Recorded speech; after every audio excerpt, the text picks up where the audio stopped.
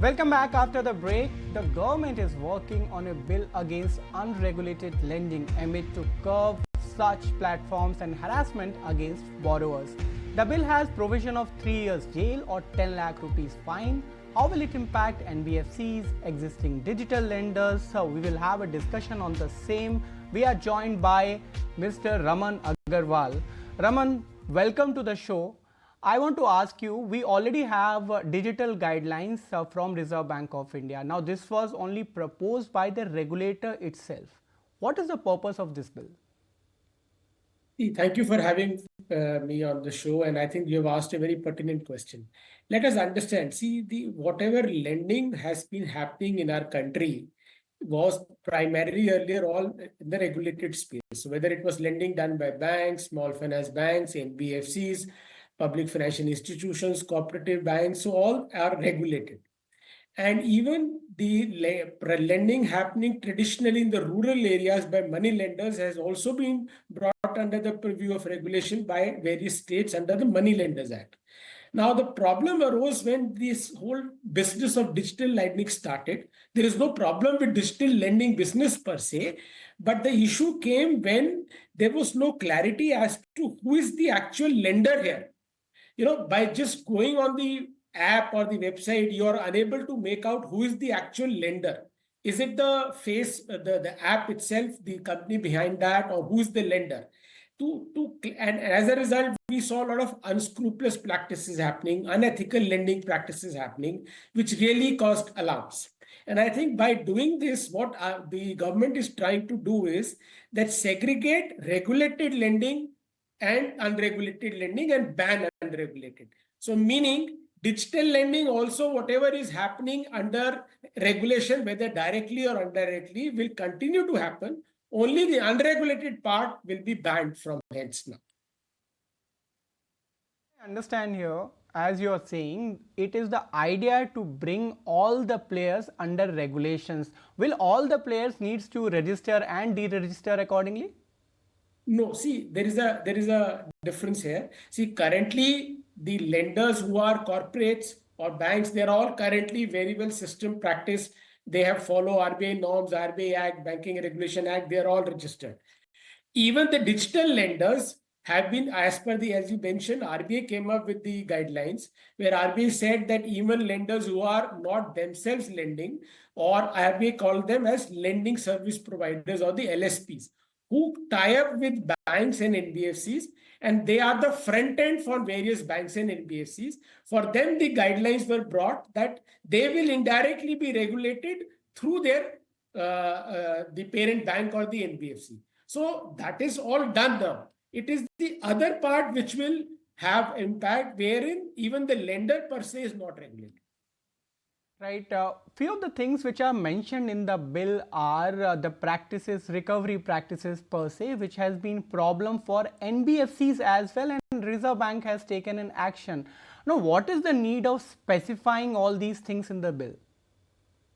I'll tell you, the need arose because when I mentioned about the unscrupulous practices which happened because of this unregulated lending space which was there. The key concerns arose from the recovery practices. So what used to happen was that there was an app, you download the app, and all your data from your mobile went to the concerned people.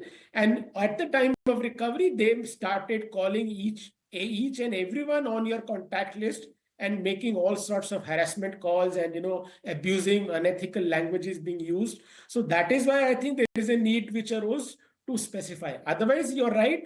As far as recovery processes or any such practices are concerned, done by regulated entities, there are clear-cut RBI norms and guidelines which all these entities are following. So the current bill, once again, let me stress, is only trying to regulate and ban or regulate the unregulated space. Nothing to do with the current regulation. That business will continue as it is and be regulated by the respective regulator, primarily RBI. One of the questions which has been often raised for NBFCs, for especially digital lenders, I'm not talking about those who are registered or not registered, are the usurious rates. Now, Reserve Bank of India has already warned several times for that. Do you think that kind of cap should also be part of the bill? Not really. See, I'll tell you why. See, because when it comes to lending under the regulated space, it's a stated RBI policy, and rightly so. See, lending space is left to the market's forces. The lending rates today are decided by the market, the various dynamics. Any regulated entity will have a borrowing cost, will have an operational cost, will have a compliance cost, all put together. Then certain profit margins. Based on that, the lending rates are dynamic and they keep changing depending on the various changing economic scenario. So I don't think there is a case here to cap the lending rates for in the regulated space. And in the unregulated space, anyway, this bill will ensure that all this unscrupulous, unregulated entity will henceforth be banned. So there is no question of capping or uncapping any interest rates there. I'm sure you would have seen the draft bill whereby all the Yes. stakeholders can give their comments till February. What are the few suggestions which you would like to give as an NBFC? I know there is a time for that, but what comes on your mind after seeing the draft? See, let me add a caveat here that at FIDC, of course, the bill is still under discussion. We are having a thorough discussion. We have various committees, representation committee, the legal committee, the CFO committee, who looks after all these matters. And we are still having extensive discussion, based on which we will be sending our response, our feedback on this bill. As you said, the time is there till February 25. However, on a personal front, having just, of course, read the bill, I find it generally in line, except for few minor clauses. For example, there is a clause where it gives power to the police officer up to the rank of, an SP to give written orders to carry out seizure search merely based on his suspicion. So I think that have the potential of misuse. So maybe some kind of a change may be required. So I think it's a minor nuts and bolts which needs to be done. Basically, my personal feeling reading is that the bill is very well drafted and it's very much in line and the need of the hour. And let me once again reiterate, there is no reason for any lending happening in the regulated space, whether directly or indirectly, to be unduly worried. Their business shall continue as usual. Mr. Agarwal, one question I would like to ask on behalf of all ET Now viewers. Many of them has faced harassment, different kind of tactics which was used by digital lenders, especially after COVID. I want to understand for a common person, will this bill give empowerment for cases against them and also bringing them into regulation? Yes, so I think that's a very important question. See, because ultimately the entire focus has to be on the user, the borrower. Let's appreciate a majority of the borrowers in question here. We are talking of gullible borrowers who may be literate, but they lack financial literacy. So they are not aware of various practices. I think one key I would like to suggest to every individual in this country who takes a loan, the very basic check which needs to be done is, please ensure who is the actual lender behind. Just don't go by the face what you see on the app or on the website. Please understand who is the actual lender.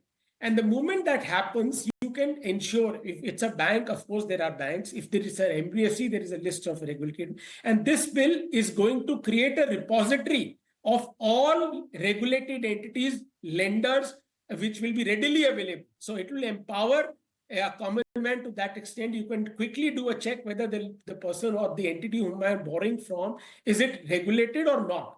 And it will be a ready reference available. And then it also gives you power to file complaints and ensure that suitable legal action is taken against such unscrupulous elements. So I think this will certainly empower and help a common person, and rightly so. Question before I let you go, what will be the future of digital lending after this bill has come into effect? I think the digital lending is destined for a very, very healthy and a robust growth after this bill, because see, any activity, the moment you leave any activity unregulated, there are bound to be unscrupulous elements creeping in. And this will do that cleaning effect.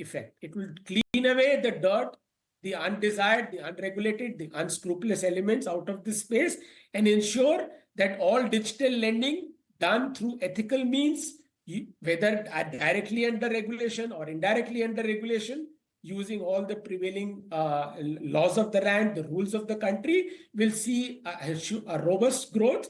Because as we know, as we move towards building a Viksit Bharat, there is going to be a huge demand for credit, and digital lending is going to be the way forward. So much, Mr. Agarwal, for putting all the things into perspective. Definitely, it is an attempt of government to bring the regulation of all digital entities, especially with the regulator, because this was needed as per the request of regulator itself. Thank you so much once again.